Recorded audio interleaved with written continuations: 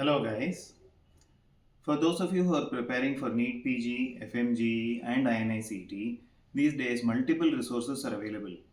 Main videos, rapid revision videos, quick revision videos, BTR, DVT, online, offline, boot camp, residential classes, etc. Sometimes having too many choices itself creates a confusion. So what if I tell you there is a book which will help you to achieve your goal of quick revision and solve your problem to a great extent? My name is Dr. Ram Gopal. I'm a full-time ophthalmologist and author of Sure Success Magic. In this short video, I'll be unboxing the new 15th edition of Sure Success Magic and showing the highlights of the book which will help you to crack your exams.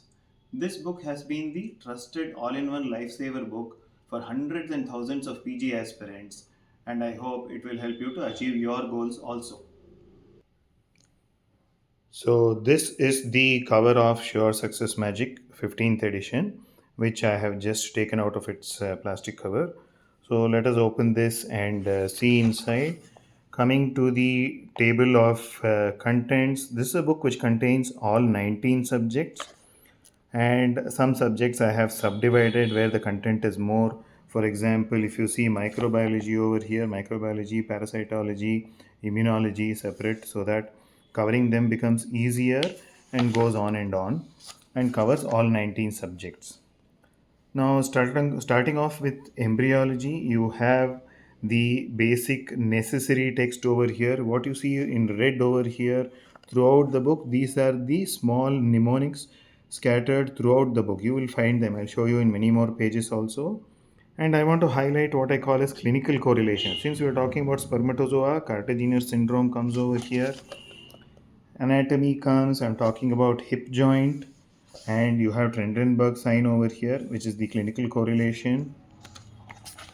Coming to physiology now, talking about hypoxia, different types of hypoxia. I want you to note the tables over here, and there's a lot of stuff in bold and italics throughout the book. So what this indicates that it has been asked as an MCQ earlier, or it is more likely to be asked. And again there a clinical correlation box. So, if you're not able to read, at least in the basic sciences, you need clinical correlation because all questions are clinical these days. At least the clinical correlation boxes, if you read, you will be covering a good portion of the likely questions. This is in biochemistry, glycogen storage diseases, again, lot of mnemonics. And these are not very difficult mnemonics, these are simple, goes on and on throughout the book. And this is something in microbiology. You will find images, representative images everywhere. For example, this is in parasitology, the types of eggs which you will see, and these are likely to be asked or have been asked earlier. And again, I talked about mnemonics. This is in general pharmacology. You find whatever is in red over here makes the mnemonic, and so on. It goes on and on and on. This is somewhere in dermatology, and if I just leaf through the book, you will see lot of images, lot of boxes, and you will see that majority of the book is in white because this helps to annotate. If you want to add points, you can easily add points because the coloring is minimal and it is more of white. So add points with your blue or black dot pen or gel pen, that works. And highlighting also becomes easier in the book. And this is ophthalmology. You will find it's an image based subject, so a lot of images in ophthal, and as you're seeing, so it goes on and on.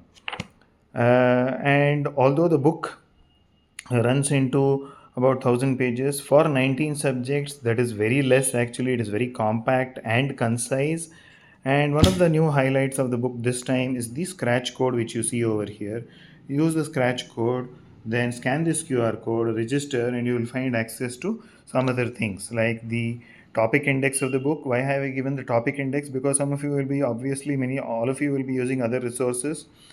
I will tell you how to use this book in a subsequent next video. So suppose you have studied about iron deficiency anemia in your main notes or rapid revision. So find the topic under hematology and read this. You will find that most of the stuff covered in your RRs or rapid revisions or similar, I would have already included in this, and sometimes you will find more points also. And the hits videos is something which I have started off. early days, but I started off with ophthalmology videos. These give you a instant topic summary. And PYQs, I have given this as an MCQ set. Right now, Aftal has been uploaded to a few chapters, and it'll every 15 days there will be updates over here. So why are these MCQs important? This, whatever text you read either in this book or in your notes, see, notes give you the knowledge, but how do you test your knowledge? How do you know you remember what is there in the notes? For that you need the PYQs or the MCQs. So here when I mean PYQs, I'm not talking about only PYQs but MCQs also. Hope this short video has helped you guys to gain a short insight into what this book is all about.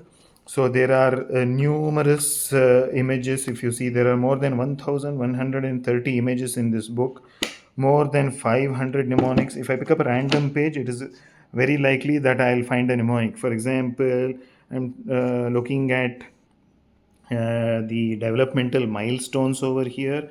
So I just go over here and say 4 years. At 4 years, you hop on one foot is at 4 years. So at 4, you hop off the floor. So that is a simple rhyme or mnemonic which you can remember.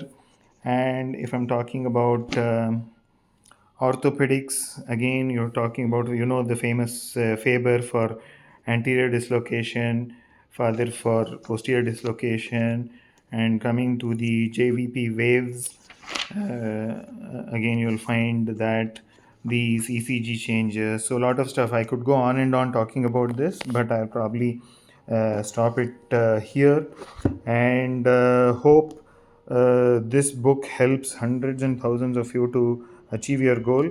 All the best, guys. Study well.